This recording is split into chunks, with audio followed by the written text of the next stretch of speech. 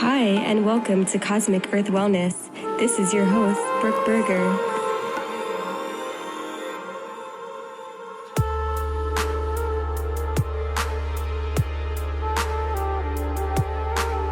Hi, Mandalynn. How are you? Hey, I am doing great. I feel super stoked and blessed to be here with you and reconnecting with you in this space.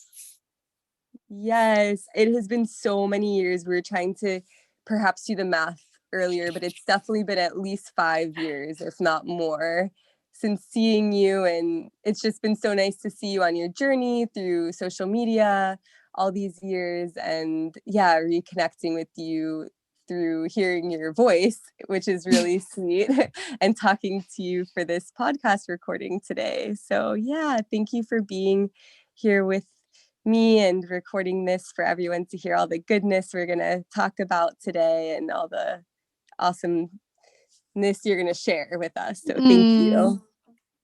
Aw, thank you, Yeah, Brooke. definitely. And so now I know you're living in New Mexico, in a town that I used to live in, Taos, New Mexico. And that is where I moved after I saw you all those years ago. And now you're there. So that's really sweet. And you just moved from Hawaii. So how are you feeling in your transition from Hawaii to New Mexico? Yeah, that's such a good question. I am feeling really good, really aligned. Honestly, I was living in Maui, and there was a good amount of time where I just knew that my journey in Hawaii, after being on and off the islands for the past 4 years, with it being complete, and just leaning into that and feeling that, and not necessarily knowing what the next chapter looked like, but upon coming to Taos and visiting some sweet soul family, it definitely took me in, and now I'm still here, and it feels really good, really grounded, and yeah, I feel like I'm really in my center when I'm here. That's so beautiful. That is just so sweet to hear. And I'm really glad for you. And it's so exciting that that's where you are right now. The name of the podcast, Cosmic Earth Wellness, was born there through a meditation that I was having in Taos. I was more in the part of town closer to the mountains where you first were journeying. You were telling me earlier before recording with your friends by the Taos Ski Valley in that mountain. Is that where you were with your friends? Yeah, we went into the Taos Ski Valley, but then I stayed also in Arroyo Hondo, and then Okay. at the ashram. So kind of all over Taos. That's amazing. Yeah, yeah, because I was in Arroyo Seco, which is just next to or right by Arroyo Hondo. And yeah, I was sitting in a meditation right in Arroyo Seco, right where you were on the beginning of your journey in New Mexico, and meditating for a name for my company and this mission that I've been envisioning to have. And back then it was like many years ago, but that was where I was meditating and asking for a name, and Cosmic Earth Wellness just dropped in. So this is just so special that now we're recording about we'll be talking about permaculture and eco ways of living, and just living in connection with the land. And it's just so fitting that this is where you are now, in such a sacred and holy land. And it's just so enchanting there. And it's so cool to hear that you were visiting, but then you were, maybe you want to tell how you couldn't really leave, if you want to share how Taos really pulled you in, because Taos does that. It's very like, if that land wants you to be there, she will call you and hold you there. But would you Yeah. like to share about that part? Sure, yeah. And I feel so honored that the birth of the name of all of your work came from this sacred space, and Yes. the magic of this land that definitely took me in. And I was not expecting that. I was sharing with you earlier on how New Mexico was never somewhere that I envisioned myself living.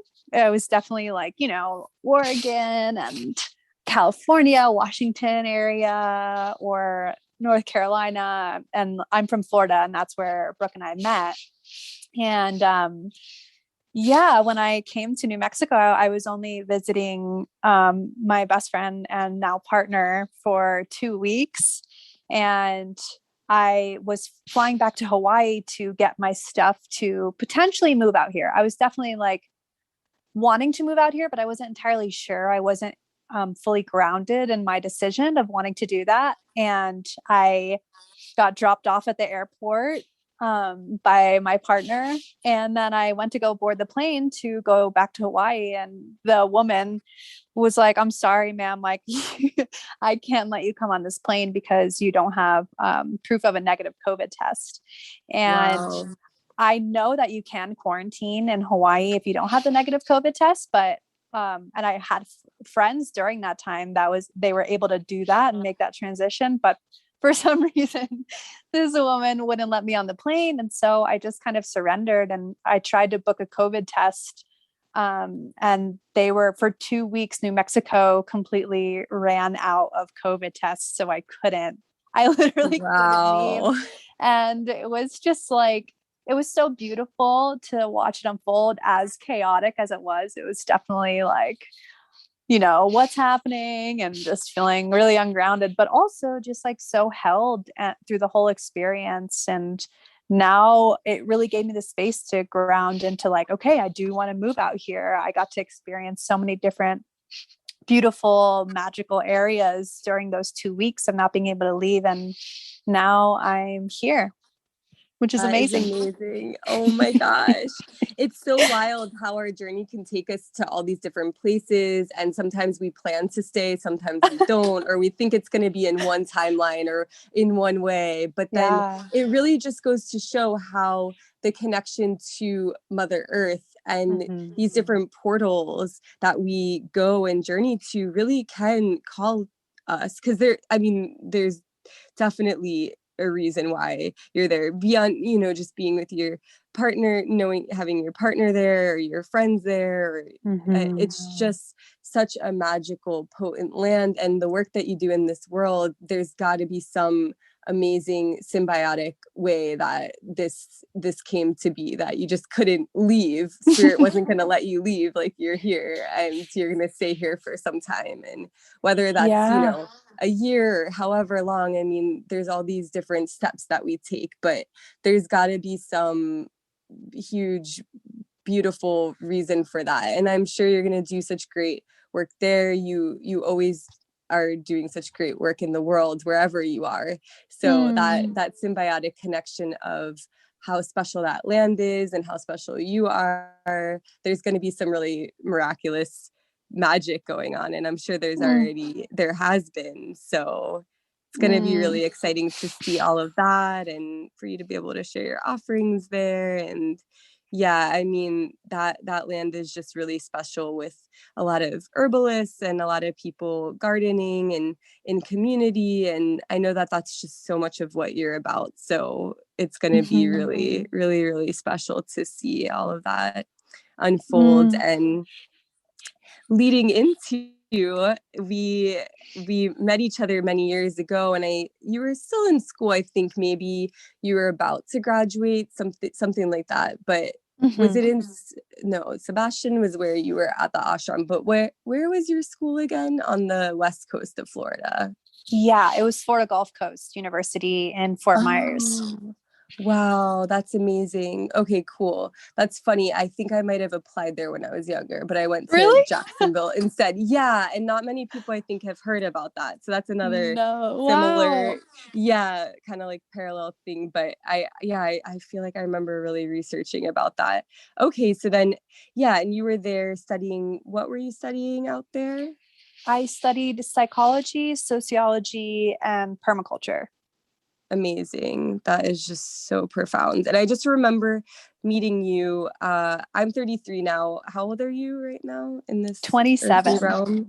Okay, because I remember being older than you and just admiring how young you were and just like on your journey you were on your path, and you just seem so clear about your mission. And I remember you being really involved in school and a lot of, I guess you could say, like community, but it was there was like some group that you were all in that was Oh like yeah. really about connecting people to each other. I don't remember exactly what it was about, but you were doing something really cool. If you remember the group that I'm talking about, Yeah, what it was was it? called Enlighten Us. Okay, And that's what it it was it's was. actually started by our friend Chelsea. And then Nemo and we became like co and vice president of the student organization. But yeah, it was awesome. It was, based around contemplative practices. And we were really inspired by a course at the university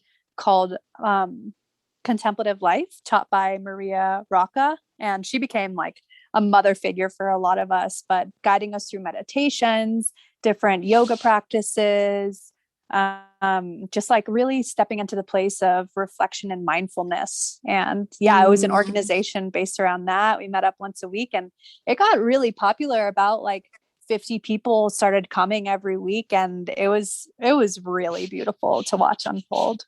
Wow, that's so cool. Yeah, and I remember we met through Chelsea, and she was the one that started the whole thing, and then you all were taking it over, and it just was so inspiring. I just remember looking at you all like, wow, you're just so young and really doing it, like really just being in the community of your school and really making an impact, and especially over mindfulness and all this permaculture and eco ways of being. And it just was really sweet to see your fairy spirit and elemental spirit just take light and keep growing and evolving. And I remember after that I'm probably missing some pieces along the way, but I remember you we would see each other in South Florida, or I remember we went to like a gathering in center of Florida somewhere, but then you eventually made your way to Kashi Ashram, which was such a special place that I was at. And I feel like we probably have talked about this before, but I had visited Kashi Ashram before, and it is in Sebastian, Florida. And that is just such a sweet community and place. And they are very about, I think when I went on a plant walk with some friends from South Florida. And then we had a really beautiful community meal with all of the food from the garden. And it was just really inspiring and a beautiful place to be. And then, some years later, that's where you were living and working in the gardens. So can you tell us about that experience there and what your roles were and what you were up to in that community of Kashi Ashram? Yeah, absolutely. Well, my experience at Kashi, I feel like was really a pivotal point in my life, and kind of like a rites of passage for me. And no, it was definitely like a rites of passage for me. And I feel like something that, is said at the ashram is continuously going to Kali Darshan and just like taking in the lessons of Kali, which is, fierceness and cutting out the ego and really exposing yourself and coming back to your center of truth. And I feel like my experience there overall, like to look at it from a bird's eye view, was really painted in that way. And it really transformed my life in the best and worst ways possible. It's like the fruitful darkness and the beauty through just going through really hard times and some of the best times of my life too. So, it's hard for me in a little bite to say how exactly that experience was, but I first showed up there as a woofer, and, I was living in my tent, and I did an extended woofing position because I already had a permaculture design certificate before I went. So I knew a lot about what we were learning, but it was really getting that deep hands-on experience and living it, living it, breathing it, and just being there and living in community, and also engaging in the ashram side, which was really beautiful to me, relating to all different, it was an inner spiritual ashram. So they had, a temple of Maharaji and a temple of Hanuman, while also having a little Jewish section, and then Christ, and there was so many different things that you could engage with, which was really sweet. But Yeah. yeah, when I was work trading there, I lived out of my tent for about 6 months. And during the summer, it's too hot there to stay. So I went to Maui and worked on a farm called Happy. At the time, they're no longer a farm anymore, but it was an agroforestry farm. And that was completely life-changing as well. And then when I went back to Kashi, I became the project manager. So I was running the programs, teaching the curriculum, assisting the work traders, teaching the Wednesday permaculture classes. And that was really, really transformative because it really pushed me into the leadership role that I always longed for, and like really Definitely. kept me in continuously sharing my gifts. And I really, really loved it. And eventually I kind of became one of the people who called out the shadows of that program. And we went through like a series of mediations, and I ended up having to leave the program and go to Hawaii for healing. It was definitely like I woke up to a lot of the ways that community shouldn't be, and ways that communities can be abusive, and not necessarily the community at large. I would say not Kashi at large, but like the permaculture program. And, just really learning my boundaries and what's not okay, and how to listen to your inner guidance and inner truth, and not allow other people to make you think differently than what your intuitive gut is telling you. And it was a great experience because I got to really learn about what permaculture was and what it wasn't, and what sustainable and ethical community looks like and what it doesn't look like, and the ways that things work and the ways that things don't work. And I feel like that's the way that we learn anyways. And I got to really experience it to its depth. So it's pretty ingrained into my being now. Wow. And I'm pretty grateful for the experience overall, even though it ended, in heartbreak, I would say, on all sides. But yeah, sometimes that happens with community, and it makes me really passionate about wanting to share about what I experienced, and what to avoid, what to look out for, and how to move forward in a way that's healthy and interconnected and interdependent, and not abusing power or any of that's in our macro culture. It's like we're all just human beings that are trying to relearn and unlearn and rewild. So Definitely. Yeah, thank you for sharing. I feel like, throughout all of life, we are seeing contrasts of what we do and don't want. And the more that we focus on what it is that we do want, we become aware of what we don't want. We can refine what we do and don't want even more. And so in living in community, then you're working with the dynamics of other people, and perhaps different egos, or different opinions, or different perspectives, whatever it may be. So yeah, being able to navigate that. And I've had some shares of living in different communities and experiencing different contrasting experiences as well. And yeah, I just appreciate what you're talking about, because it's kind of like there can be this beautiful picture painted of what that could be, and also there's room for refinement and fine-tunement as well. And each community then that we go to or we're a part of,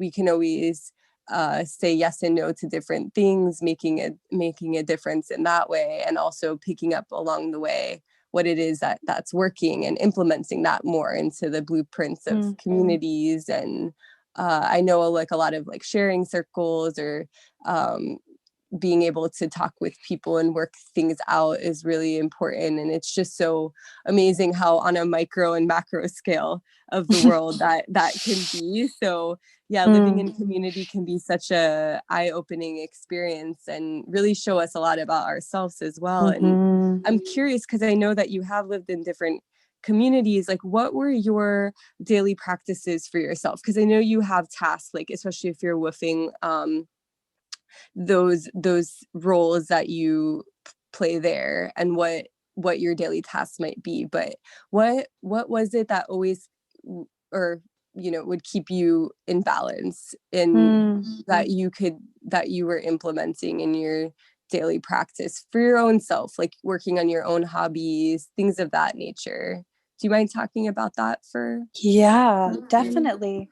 I love that question because I feel that when we live in community, there's almost like this expectation that we need to continuously be engaged in the community like 24/7.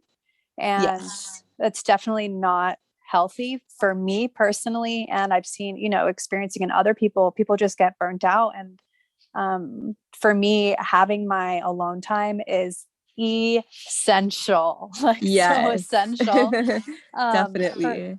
I think for me, it was really having my morning meditation practice and coming into my own thoughts, my own essence, my own energy, my own truth.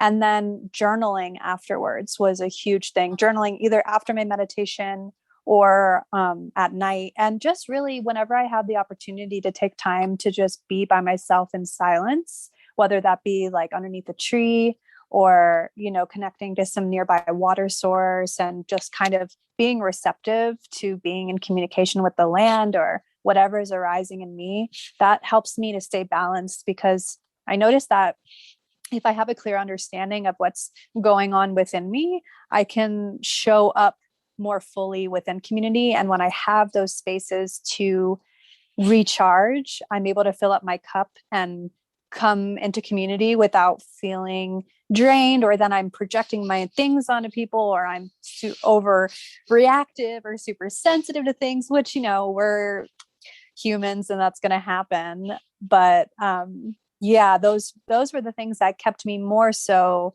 in balance while living in community, and learning to say no, learning that if everyone's going to do something and I am invited, and there's almost like this like slight peer pressure in a way of like, come on, like we really want you to come. And like if internally I'm like, I could really use some time to just be by myself right now, to really honor that and be like, no, I think it would be best if I stay back and not have that fear of missing out, just knowing that like another great opportunity will come and it's perfect. Exactly. Yeah. And that is so important, to be able to have that alone time, especially you talked about in the morning, having your meditation, just being fresh at the beginning of the day, really just sitting with yourself and communing with yourself. Cause I mean, community, it's like the communion with yourself, I have found is so important. I mean, and it's the point also, because it's like we are there to share our gifts and talents, and it's like if we're overextending ourselves or forgetting our own needs and overdoing it with the expectations, or not being able to say no, and just being like, oh yeah, like people pleasing or whatever it is, not having boundaries, that could get taken advantage of, and we could feel like super drained and depleted in a community. But that was, for me, even living in community, that was one of the biggest things, learning to say yes or no, like what is my true yes or no of what I can actually do, and making that space to fill up my own cup. So I really appreciate you sharing that, because I love seeing words, how it's community, but seeing also, if you put the big U, like unity. And so it always reminds me of that unity within self, that yogic, like, hands in prayer together, that yoking, that unity of your feminine and masculine within, of your connection to source within, and also being in that spiritual community, being able to have your own practices and really communing with yourself and your guides, your higher self, whatever it may be. I mean, that's just so powerful, to really see your visions come to life within community, and then being able to commune with the community at large. So yeah, I appreciate you talking about, so filling up your own cup, so to speak, and then really allowing that to pour out in the community, and knowing when it's time to leave and stay. And then it seems like you were talking about how you went to Hawaii, and were you living in a community there in Hawaii after going, or were you just visiting at first out there after in, Kashi? Okay, after Kashi, I packed up all my things and moved there. And it was such a great decision. I moved into this place called Hawaiian Sanctuary, which is Wow. in Puna on the Big Island. And it was a little bit intense for me, not gonna lie, just because I came from a very hyperactive, I would say, community, like already living in Kashi and feeling burnt out and depleted from that. And then moving into another community was like PTSD almost in a way. So I took a lot of solo time there. And then I only lived there for a month, but then um so grateful that I met someone who lived in Waipio Valley on the Big Island, which is a indigenous valley um, in Waimea or by Waimea and Honoka'a. And I met her a few years ago and work traded for her in the valley, lived there by myself. And she reached out to me and wanted me to move back there. And so I told a few of my sisters that was living on the Big Island, and we all moved down into the valley together, 4 of us in this little 1-bedroom off-grid house in the middle of the valley. Like you have to hike down this one of the steepest roads in America and past these rivers with all these wild horses to get to this house. And it was honestly one of the most healing times of my life. I feel like I was able to just like really commune with nature in a deep way that was so rejuvenating, especially after the separation from Kashi, and really look at all my stories, just lay them all out and come back to my own truth and come back to what it is that I truly want to be doing, and just listening to nature and receiving any answers that it had for me, and being with the water, taking daily hikes, hiking with the horses and going to the beach because it's a valley. So there's a black sand beach, and just living very simply, like spending many hours in the morning journaling and drinking my tea. And our work trade was very minimal. We were so blessed.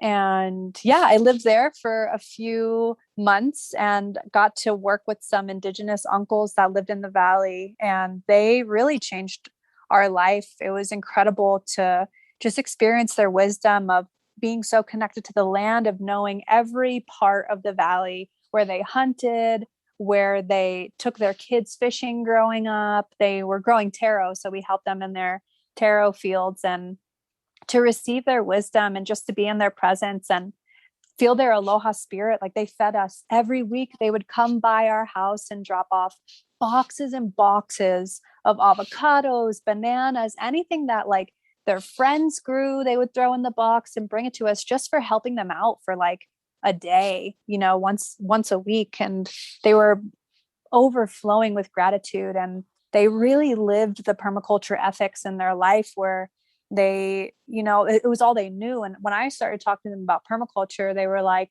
well, yeah, that's like the way of life. You have a term for it, you know, like you guys, it's like they're grateful.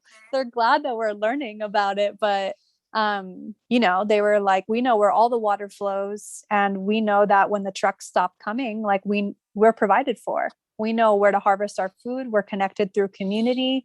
It was like YPO money, we would call it, down in the valley. Like everyone have traded different resources, like taro hulis for bananas or avocados, and you know, someone would help out in any way people needed. There wasn't really any exchange of money that much down there, and it was such a like decentralized communities, I feel like, are the future, like the way that we're going to survive. And just experiencing that in such an authentic way. You know, it wasn't necessarily like people came together and they were like, let's do this thing of creating this decentralized community. It was like this was their way of living and being, and you know, just existing in life. So to learn from, it felt like I was learning from an original source, and it deeply ingrained into me. And I've just felt so beyond grateful to have that experience with them. And one of the uncles, Uncle Mackie, passed. So we've been holding him in our hearts. He was the main uncle that brought us in and taught us about taro and when to harvest it, when to plant it. And he just shared so much joy and wisdom with us and laughter. So yeah, it was an incredible experience.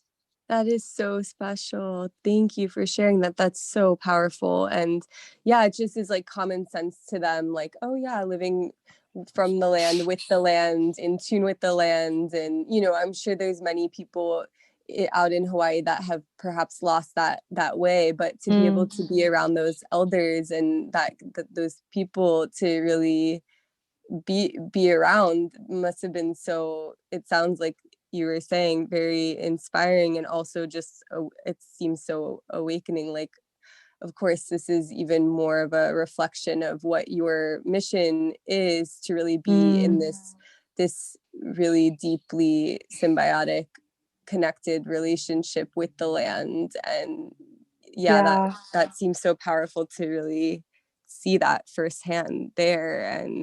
And you've been expressing it so beautifully in your own life, and you know, where when it comes to growing food, or just being able to share your offerings with people, of connecting back to the land. And this is really what this wave of awakening is about, that connection to Mother Earth, and giving back to her, and really living in a more harmonious way. And the fact that we call this permaculture as well, and it's just a way of living for some indigenous people in the world.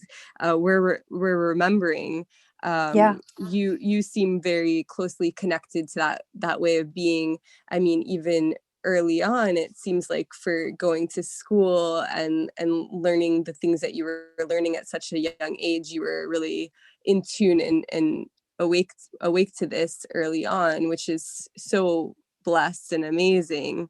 And so through these years of connecting to permaculture, at large or on a small scale, whatever the case may be, what has been some takeaways or mindsets or practices that you'd like to share about permaculture in general? Is there anything that comes to mind that's like really standing out to talk about for the word permaculture, what it means, or any of the mindsets and practices that permaculture is all about? Yeah. I love that. I think over the years, I've really shifted with how I relate to permaculture.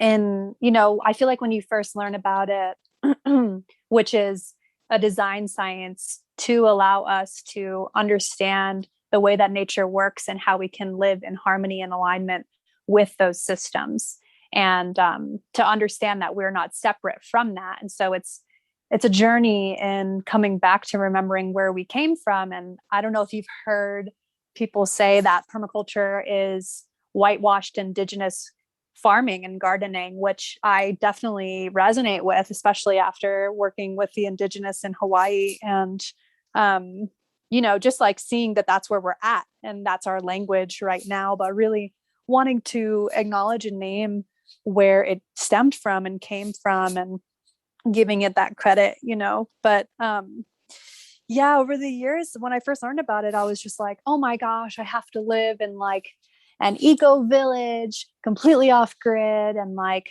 I can't buy anything from the store, and like kind of having this shame as a part of it in a way. And over the years, I feel like, especially through being at Kashi, you know, where we had the eco village and we were growing all of our own food, and what may be really trying to make it as accessible as possible to every single human being, where they don't necessarily have the ability to just get up and move their life to Hawaii and live in an off-grid community, you know? And so I think really for me, it's been, how can I embody and implement permaculture into my everyday life in the smallest scale to the largest scale possible, and starting from the small scale, you know, and not acting from a place of urgency, but really implementing the principle of slow and small solutions, and just having that compassion and self-love of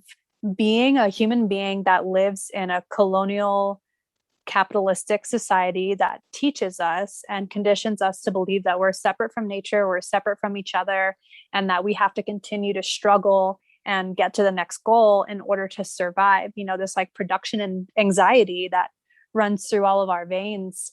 And just like really honoring that, like, we come from that culture right now.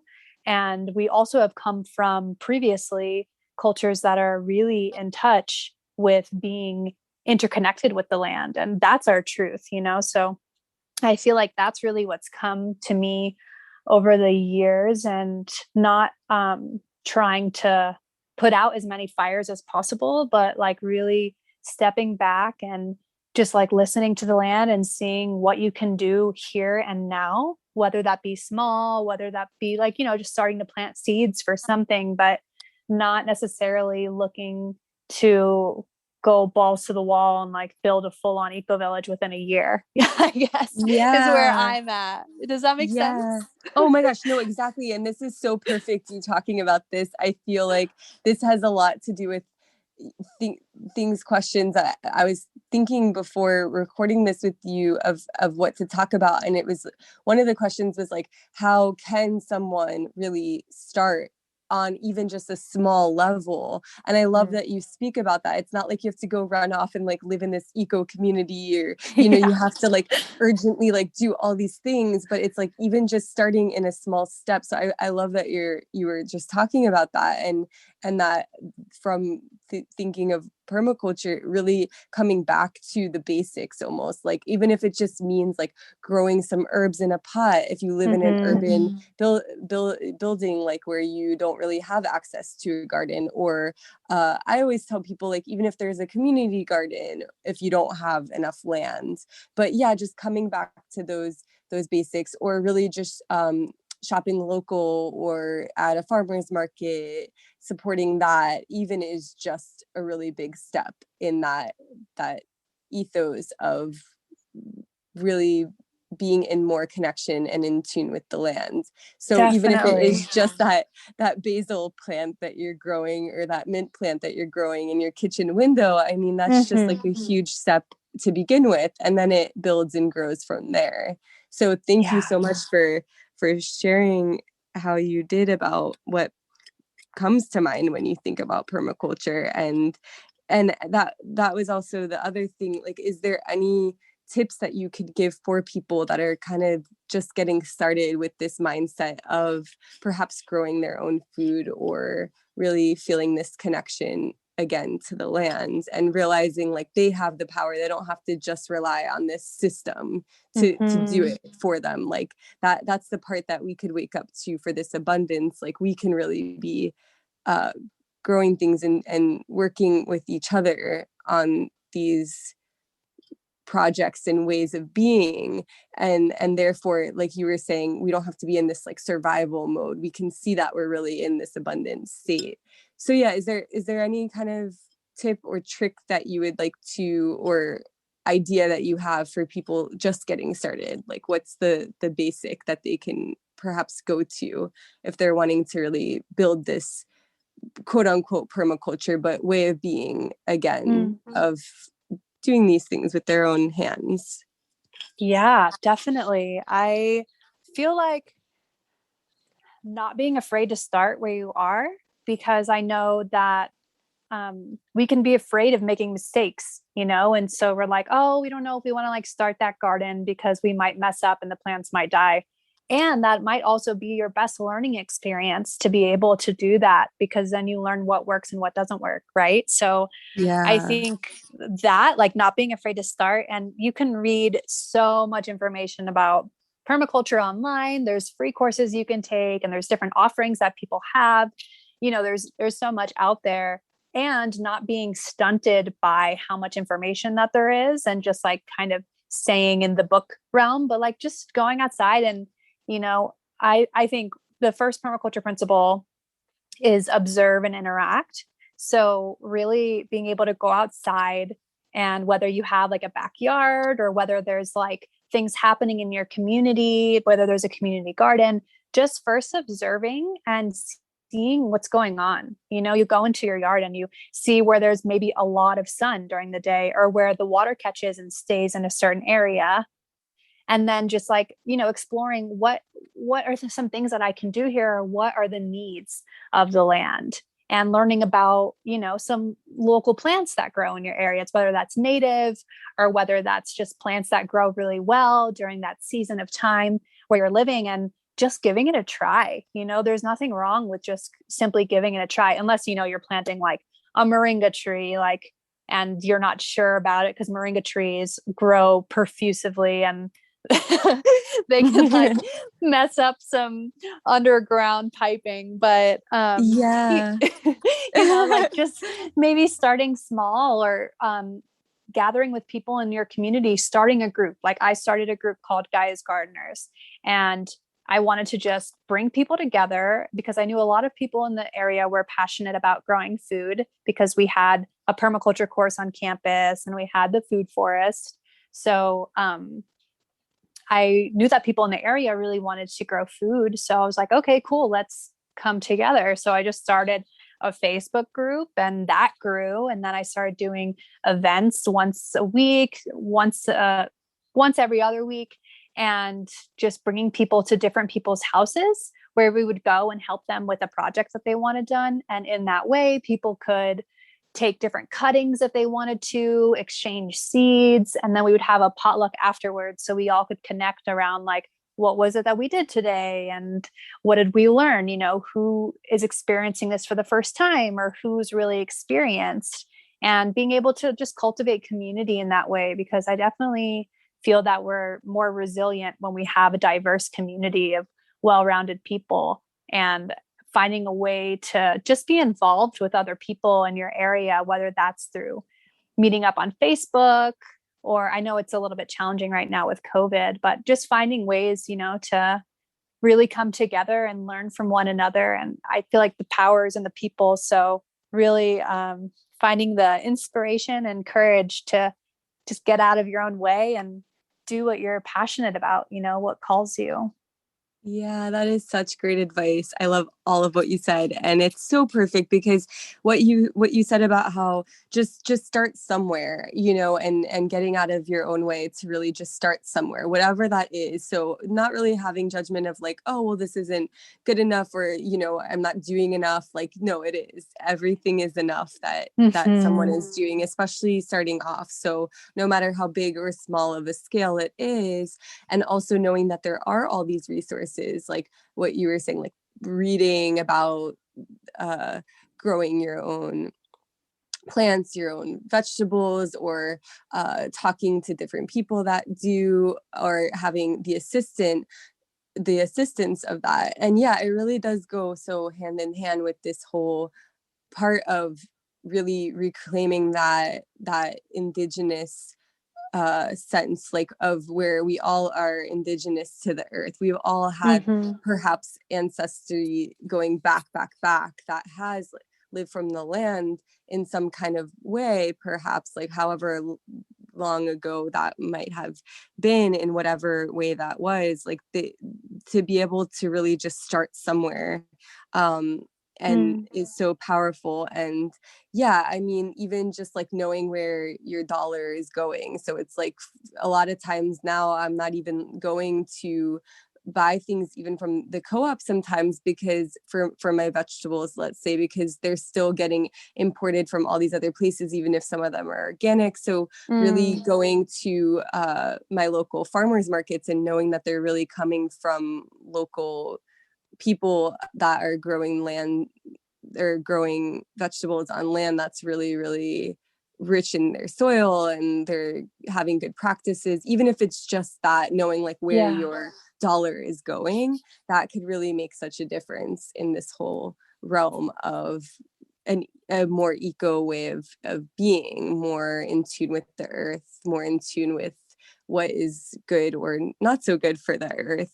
So Mm-hmm. yeah, even if it is just like where you're putting your dollar or creating all these practices that Mandalynn, you've been speaking about, it's just so great. And yeah, also for having some regenerative practices, what would some of those be for people that, because I mean, I know we can talk about regenerative gardening, farming, all of that. Is there anything that you could suggest to people for a regenerative practice as well? Yeah, that's been my niche as of lately is with my clients, I'm currently working on cultivation of the inner and outer landscape. So a lot of Mm, emphasis on the inner landscape through my experience of just working within permaculture communities over the past 5 or so years and really seeing that, yes, like we are externally on paper, we're doing the eco village thing, we're growing the food and, yeah, like checking the boxes. And how are we relating to one another? Are we allowing these principles to guide us in how we show up and exist in the world? One of my favorite books is Emergent Strategy by Adrian Marie Brown. I don't know if you've read it I or heard of haven't. it. No, that's It's great though. incredible. Yeah. So emergent strategy, and she really puts an emphasis on the way that we are and exist in the world and take up space is how we can start to create a new culture.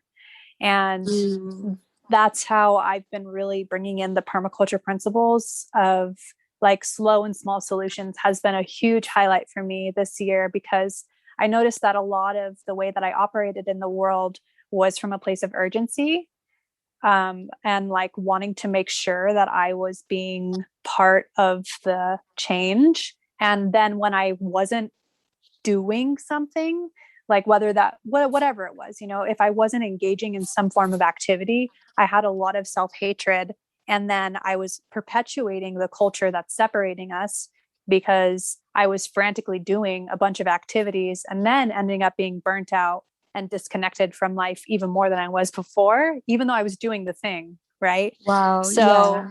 I'm really trying to that's one of the regenerative practices that I recommend for myself and for other people is like really pulling back and learning how to listen to our bodies and learn to show up in a way that is regenerative, where the work is moving through us and we're able to be open and allow it to come through us rather than acting from a frantic place that created the problem in the first place. Like we're needing to Yes. operate in a different way that is aligned with nature. And whether if there's a natural disaster, that's pretty frantic for nature to act. But typically when we're in nature, it's moving at a pace that's organic.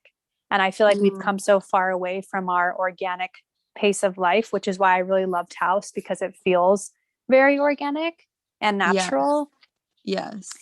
Yeah. And so I think Definitely.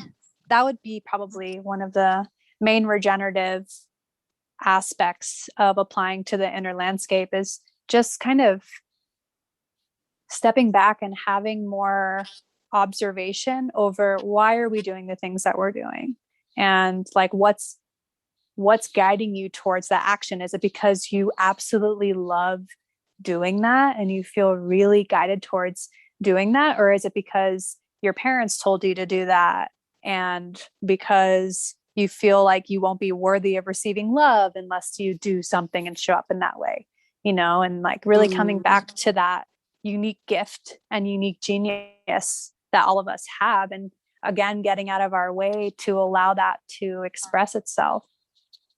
yes. And I love how you were talking about just even observing the land or observing our own self, or just really, even how we can just be in a meditative state of just really observing our thoughts and just breathing and tuning in with ourselves.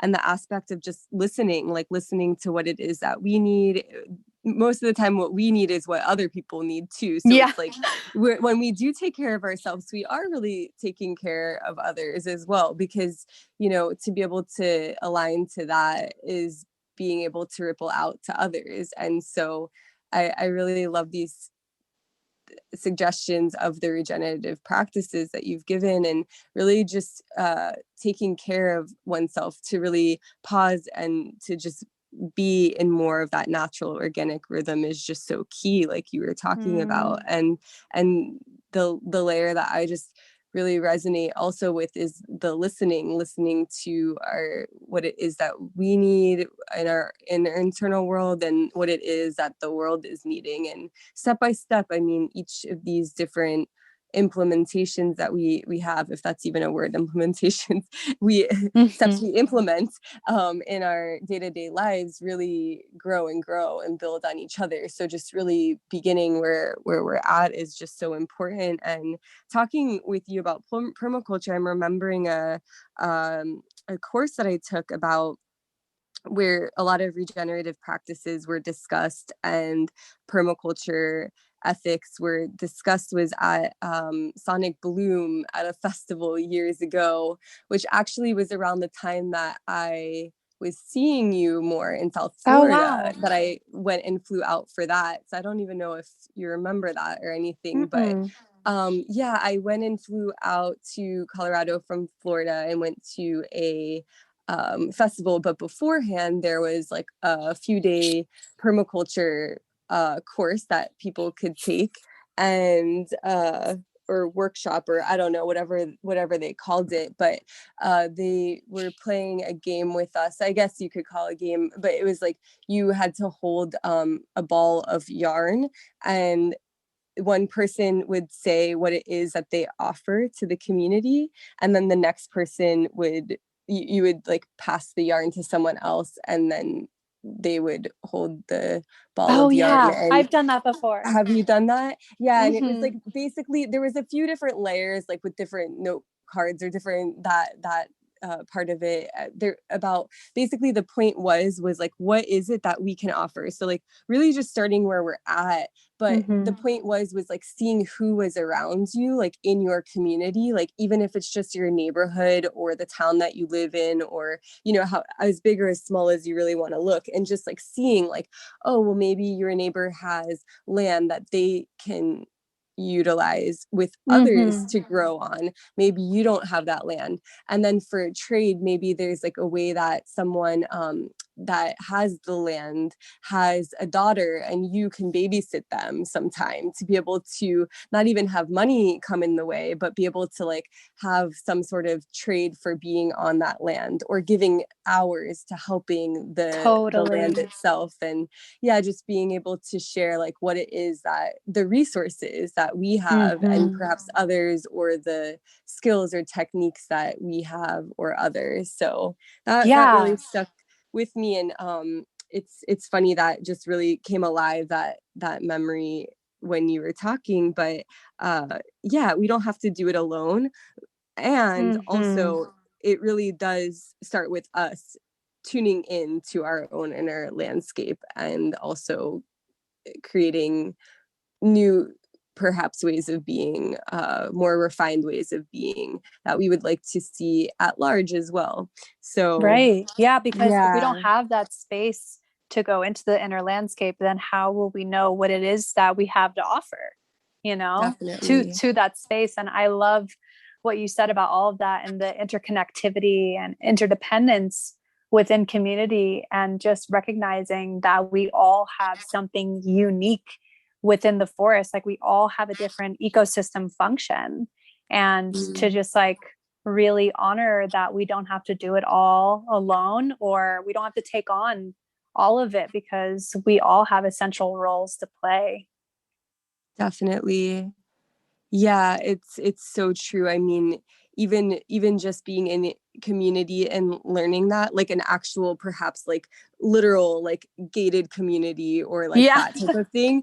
But I mean, in all respect, I mean, it really is like in the world at large, this has an effect as well. And yeah, like what we do in our everyday lives really does create this ripple. And then wherever we go, we learn from each other, and we can see like, and more, become more refined. Like we can see that whole inner and outer world. And that actually leads me to what I was really thinking was, when you were talking about the inner and outer world and different aspects of that, and how we can live in more of a natural rhythm. I was thinking like how things can seem so chaotic sometimes, and we think that we are in this like rat race and we have to like go, go, go. But really sometimes the most powerful ideas or powerful actions stem from slowing down and really just having this organic rhythm. And it's just so beautiful how we can really tune into this more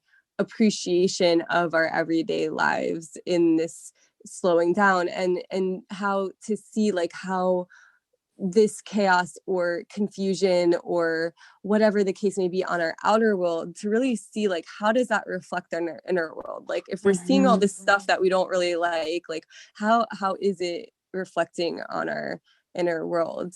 Would you like to talk about that for a little bit, like about how the inner world and outer world like really correspond with each other in these ways of reflection? Like what we see on the outside really is a reflection of the inside. Is there anything you'd like to share with that?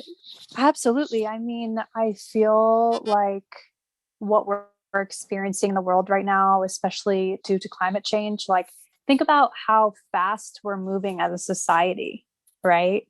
And like the fires in California, like there's so many people living in California and moving at a really fast pace. And I don't think it all has to do with speed, but a lot of the ways that we live are really reflected in our environment right now. And I also think vice versa, like what's happening in our environment is a reflection of what's going on the inside. Like our disconnection to the planet and our disconnection to each other is also leading us to move at a pace that is completely opposite from the way that nature works. And the ways that we live our lives are just so far beyond where we came from and how we naturally were living as communities. And, there's the suicide rates are skyrocketing, and the health in our, health can be like a whole separate topic right now, but we're so disconnected from our food. We're so disconnected from one another.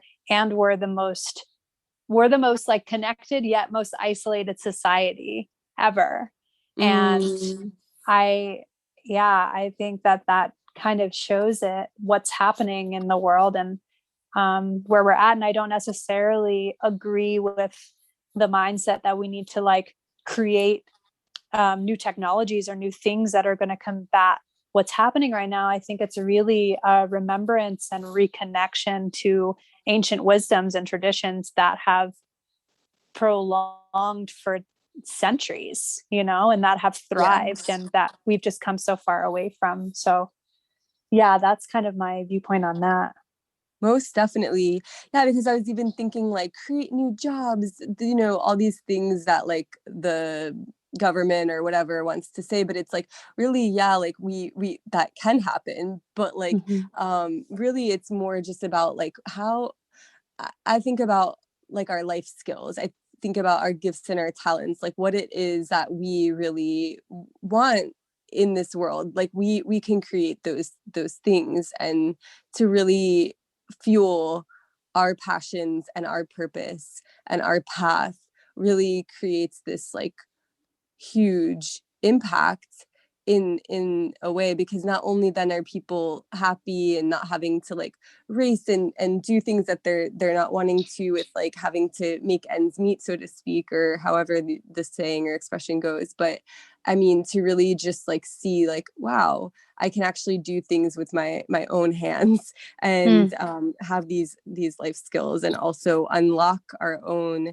gifts and talents to be able to really unveil what it is that is in our human existence, like what is actually in our tangible existence. Like like, wow, we really don't have to work so hard to be able to eat all these yummy vegetables, or perhaps like we can help in a garden a few times a week and get some amazing vegetables back, or there's just like more sustainable ways that we can do this in so to speak of life, to do the thing, to live this life, to be in this life, and that we can actually not have to like work ourselves to death, or Right. rely on these like technologies or whatever the case may be, but that we can really thrive by unlocking these own talents within our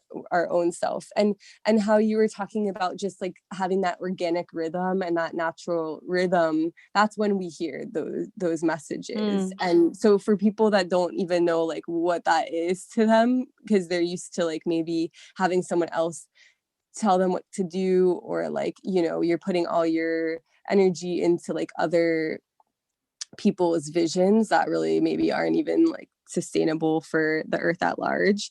I mean, to be able to really have that natural rhythm, to get to know yourself and to really hear what it is that you're interested in, and to try new things and to be inspired by others. And I mean, even looking at you, it's like I remember being so inspired by you. It's like you have your hobbies, like where you love to hoop.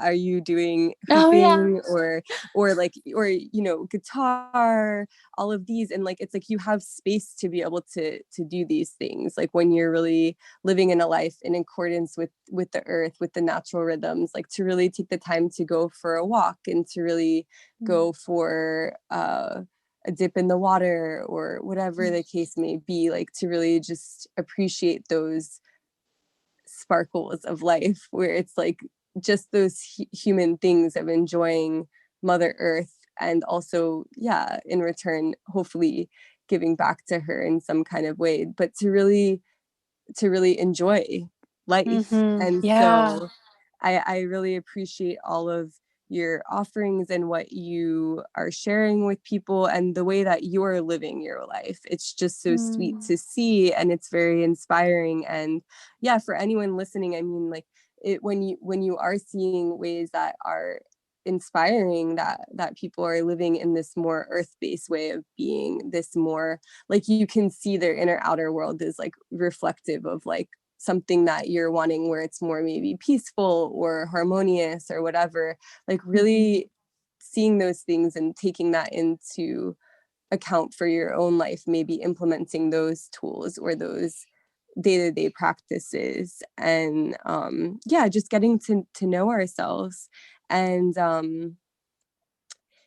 thank you so much for sharing. And one more thing, the word ecopsychology. When you hear ecopsychology, what comes to mind for you for that? I'm just curious about there's like a book that I was reading, I'm pretty sure, and you were reading the same book. Is that what happened like a few months ago, where I saw Which you book was it? share? I don't remember the name. When I find it, I will put it in the bio, or not the bio, for the description for this episode, and I'll share with you later. But I feel like we were both looking at this book, about ecopsychology. Interesting. And I can't remember the name. My neighbor lent it to me, and I started looking at it, and I feel like you posted a picture of it. And I feel like that's kind of when I was like, oh my gosh, we need to do a podcast together. This is so perfect. So it's going to be interesting if this is exactly like how my memory is, or if I sort of saw something that you posted. But I feel like it was because you were like posting about a book. I thought that's what it was. Was it The More Beautiful World Our Hearts Know Is Possible? I don't know, but it says like ecopsychology on the outside. Yeah. I feel like I haven't read an ecopsychology book in a minute, but I'm really curious to see what book that is. We'll have to go back in our messages. Okay, because there was something that you posted and shared that was like so like ecopsychology, and I had a neighbor just like hand me this book and be like, here, I think that you ought to look at this book. But for whatever way that I remember it, or however that happened, there was something about the word or phrase like ecopsychology that came into my realm and into the frame of mind that really like activated this whole like, oh my gosh, I must do a podcast with you. Like, this is so perfect. So, but yeah, I mean, maybe if you have an opinion or not about ecopsychology. Definitely. Well, I'm curious. ecopsychology is a huge part of my work and my work with my clients and my daily practice. But I went through a training at Florida Gulf Coast University with Janet Weisberg, and she is absolutely incredible and introduced me to ecopsychology, which for me is the emotional connection to the natural world and being able to see that we are part of nature. We are not separate from it, and really taking the time to listen and build reciprocal relationships with nature to where it's not just the trees are objects around us, but they're living, breathing entities, and Earth is a living, breathing, intelligent being that we are part of. So that really is the foundation for a lot of my work and how I try to relate to the world and continue to step into that remembrance, because it's not, I will say, like, I feel like when I'm being asked questions, sometimes I feel like it may come off as though like I've got all my shit together. And, it's like we're all human and we're still unlearning and relearning and remembering and coming back. So, there's a lot of times where I forget that I'm interconnected to all of life. And that's why these practices are so important to me and why I choose to share them, because it's my personal medicine, So, I love ecopsychology, and that was part of my psychology journey, was really seeing how nature was not part of the medicine in traditional psychology. And I was like, wait, what? Like, how is nature not part of our cure? It was all these medications or diagnoses, and then all these different treatments, which I don't want to discredit therapy and psychology in any way. I think that we are shifting, though, and learning how to view things in a larger scope and larger perspective to incorporate all of life and to come back to our connection with nature, because I feel like a lot of our problems arise from the disconnection with nature. And I love ecopsychology. Beautiful. Thank you. Yeah, you must have, if it wasn't for that, maybe it wasn't that you posted a similar book. But anyways, I found it. So let's see. It says Ecopsychology, Restoring the Earth, Healing the Mind. And it looks like a big boulder, like, or not a boulder. It's like a big rock with like moss in nature as the picture. Who is it by? Mary Gomez and Alan D. Canner. Oh wait, that's edited. Who is the author? Rozak Gomez and Canner.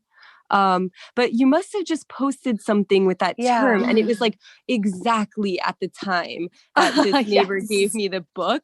And then I'm like, oh my gosh, of course we are so great to be able to do this together, like the two of us, like what our passions and our purpose and all the things that we're inspired by and creating in this world. And also just the mere fact of like knowing that we're just human and like being in that realm of just being human. I really felt like this would be such a fun podcast to share. So this is so exciting and so awesome, all the things that we've been talking about.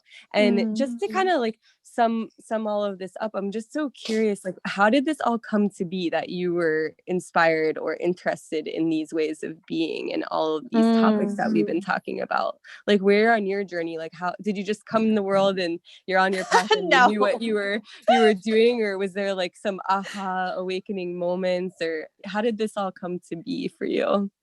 Wow. Yeah. I wish it was that easy, that I just popped out of the womb and knew what my dharma was in this life.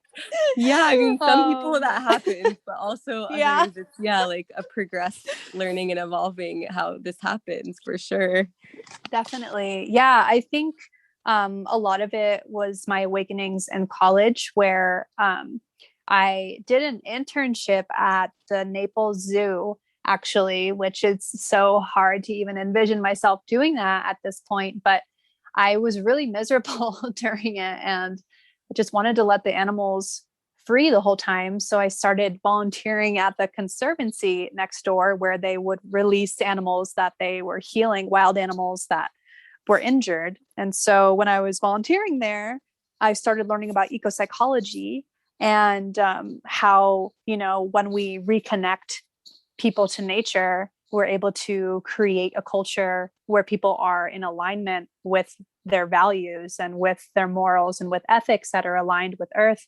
And I really came to that understanding that I wanted to do that because at the conservancy, all of the animals that we were rehabilitating were like really there from human impact. They were hit by cars, or they were, pelicans had these fishing hooks in their mouths. And I realized that I felt like what I was doing was kind of just putting a Band-Aid on what was really going on. And for me, it didn't feel like it was reaching the core of the problem that we're facing.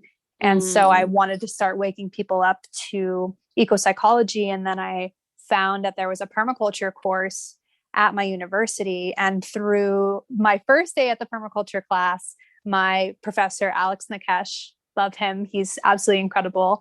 He was like, "Oh, cool. You're into ecopsychology. Well, we have an ecopsychologist that's going to be coming here and talking about ecopsychology." And ever since then, it was just like, I was on the permaculture wheel. I just like, Wow. I've never gotten off, and I've learned how to pull back, because I definitely went like, when you're excited about something, you kind of go like full on, and maybe in unhealthy ways, like living out of my car and just like planting anything anywhere and living off of like nothing. But things have changed.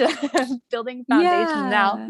But yeah, that's kind of how it started. And I always wanted to really make a difference in people's lives. And I'm wanting to potentially go the route of therapy, becoming a therapist. And I see nature being so therapeutic. And I love being able to have the space of connecting people back to the external and internal landscapes. And just having the power in our hands to create change wherever we are, and not necessarily needing to fight or thinking that we need to rely on people outside of our power to make changes. But that also is, local government is definitely necessary. But yeah, just like really feeling empowered that like I can regenerate the soil right underneath my feet, and I can connect other people to that and to one another and to their own individual power. And they're going to create more change in their community. And it just is a continuous ripple effect, and just makes me feel super stoked and positive about life. I feel like there's so many things that we're reading nowadays of the tragedies of life, which there is as much, there is a lot of death, there is a lot of shadow, there's a lot going on, and that's, valid. And that definitely has space to feel the depth of that and grieve that. And we also have the power to create change right now, and to feel inspired and empowered, and empower one another to step into our true calling and come back to our roots and regenerate this sacred planet. Yes, that is so powerful. And I love how you even mentioned the whole like to not have to like fight against and to just really like implement those ways of being. And that is just so powerful, because we have so much resistance when we're like fighting against something sometimes, but when we're actually just like taking those steps to achieving what it is that we really want to see on a bigger picture, that's so important.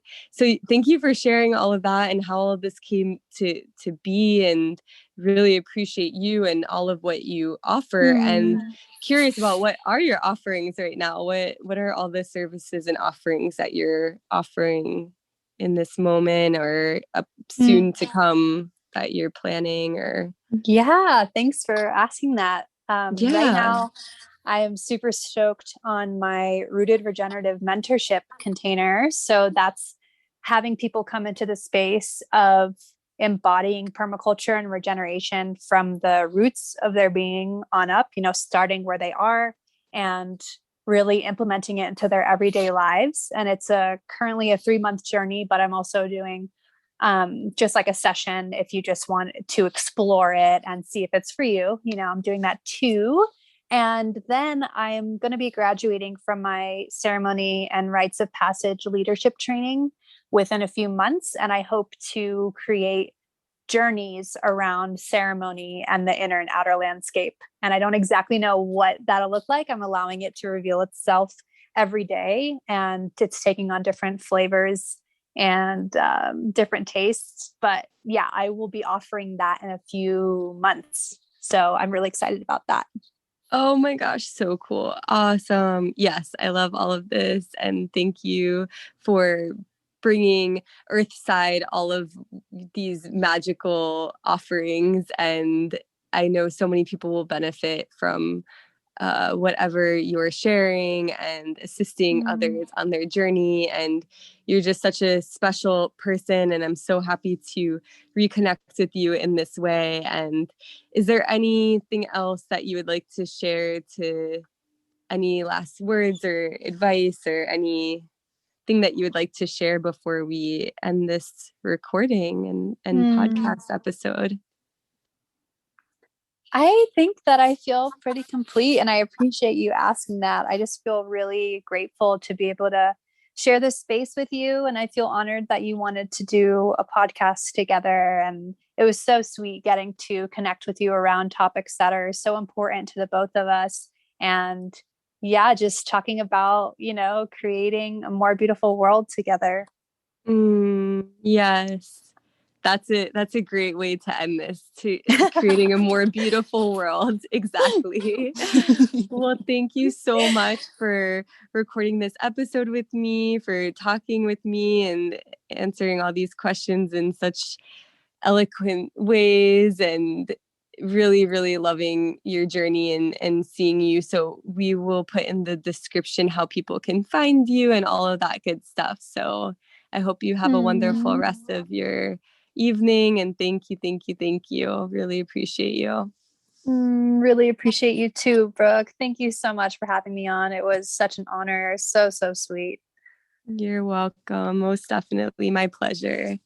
All right. Well, until next time, I'm sure we're going to have many more topics and conversations to discuss and share with others as time goes on. So thank you, sister, and be well. Enjoy New Mexico.